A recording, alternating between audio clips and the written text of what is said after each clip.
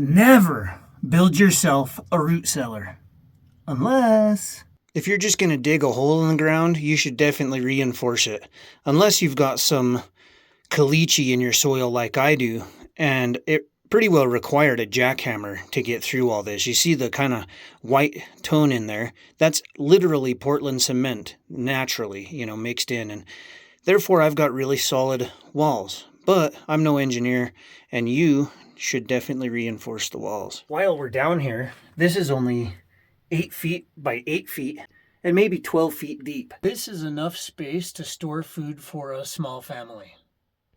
Simple ventilation that reaches down to the floor and out through the ceiling.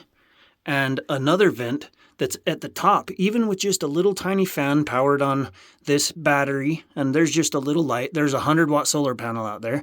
That keeps it regulated in here nicely, where mostly you're just kind of keeping the moisture level down.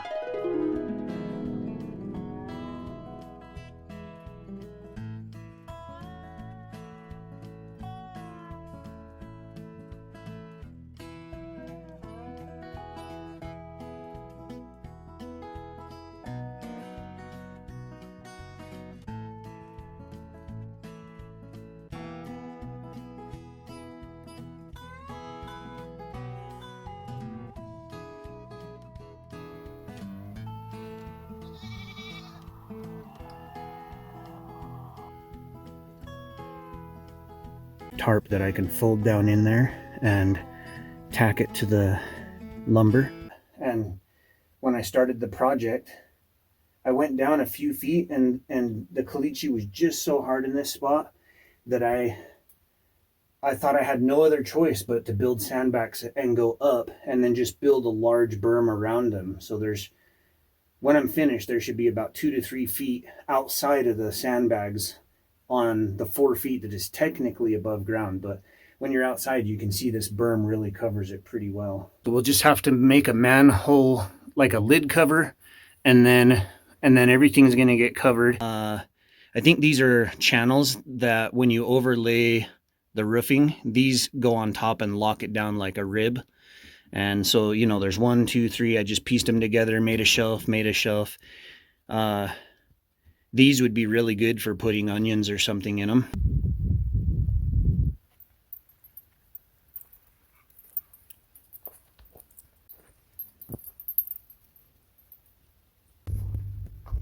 Now that this is completely covered, you can't see any daylight. If I had a tractor or I knew my climate better, I probably would have just dug from level ground down 12 feet.